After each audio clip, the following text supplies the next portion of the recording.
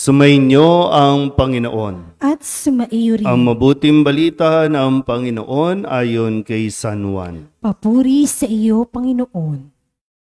Noong panahong iyon, nang makita ni Jesus si Natanael, ay kanyang sinabi, "Masdan ninyo ang isang tunay na Israelita, siya'y hindi mandaraya." Tinanong siya ni Natanael, "Paano ninyo ako nakilala?" Sumagot si Jesus, "Bago ka pa tawagin ni Felipe, nakita na kita nang ikaw ay nasa ilalim ng puno ng igos." "Rabay, kayo po ang anak ng Diyos. Kayo ang hari ng Israel," wika ni Natanael. Sinabi ni Jesus, "Nananampalataya ka ba dahil sa sinabi ko sa iyong nakita kita sa ilalim ng puno ng igos? Makakakita ka ng mga bagay na higit kaysa rito." At sinabi niya sa lahat, "Tandaan ninyo, makikita ninyong bukas ang langit, at ang mga anghel ng Diyos ay manhik manaog sa kinaroroonan ng anak ng tao." Ang mabuting balita ng Panginoon. Pinupuri ka namin, Panginoong Hesukristo. Isang mapagpalang umaga po sa inyong lahat. Solidad clap para sa ating Panginoon.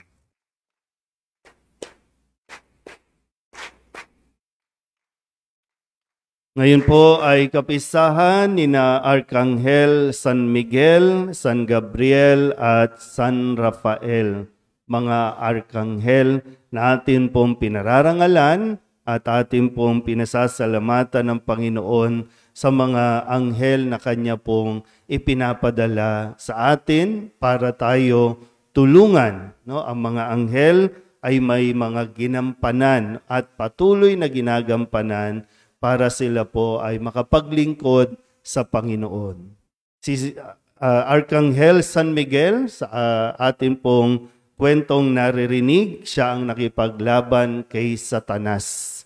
No? Nung ito ay magrebelde dahil ayaw ni Satanas na pasakop sa kagustuhan ng Diyos na lalangin o likain ang tao ayon sa kanyang larawan. At ito po ay nagrebelde at kasama ang iba pang mga anghel na nagrebelde at si San Miguel ang namuno unang-una para ito ay kalabanin at nagwagi naman po. No? Kaya nga sabi kung medyo malakas ang tukso sa atin pong kung nararanasan natin ng tukso, andyan si Arkanghel San Miguel para tayo ipagtanggol. Si San Gabriel naman ang naging tagapaghatid ng mensahe ng mabuting balita nang siya po ay suguin sa mahal na Birhen Maria para ihatid ang mabuting balita na siya ang pinili para maging ina ng anak ng Diyos. Naging mensahero. At si San Rafael ang pinadala naman ng Diyos para gamutin itong si Tobias, no, at ang kanyang asawa na para sila po ay magkaanak na. So, ito ang mga ginampanan ng Arkanghel San Miguel, Gabriel at San Rafael. Totoo po ang mga anghel at ito ay bahagi ng ating pananampalataya. Hindi man natin sila nakikita katulad ng mga larawan na naririto, no, na mga anghel, pero totoo ang anghel. Gusto niyo makakita ng anghel? Tumingin lang kayo sa tabi ninyo.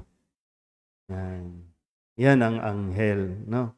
Kung ayaw ninyong maniwala na kayo ang anghel, edi kayo na ang demonyo. Total, ayaw nyo ng anghel, edi kayo na ang demonyo. Mamili ka lang naman, no? Dalawa lang naman ang pipiliin mo, no? O pagpipilian. Pero sana, mas piliin natin ang mga anghel kaysa sa mga demonyo.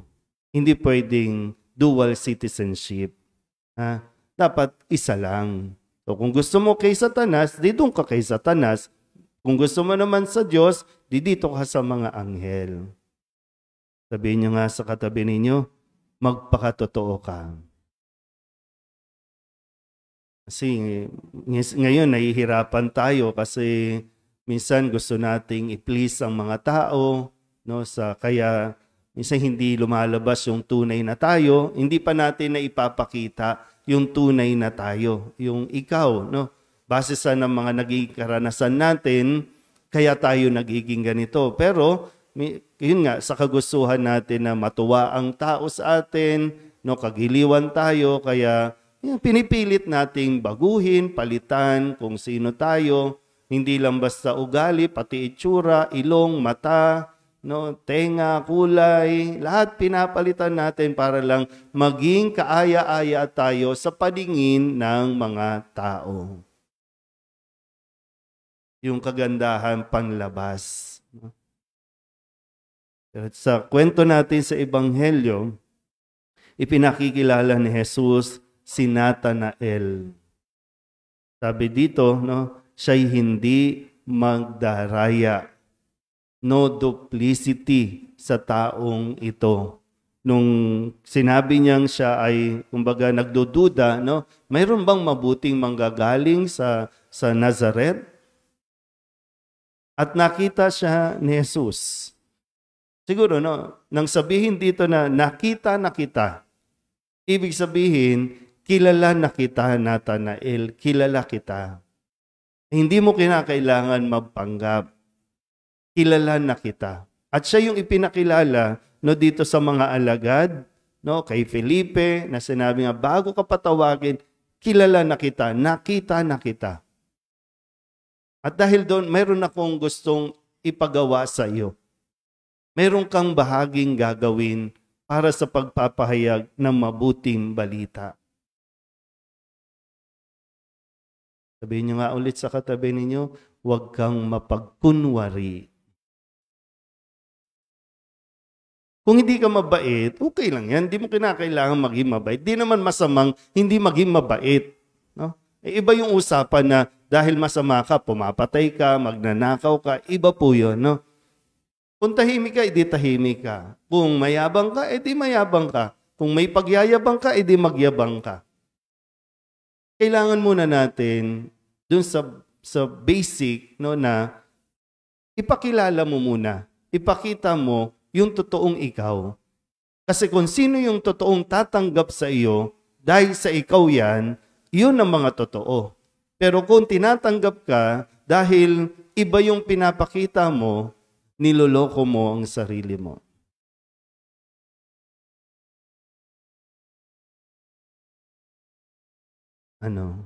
Uwian na.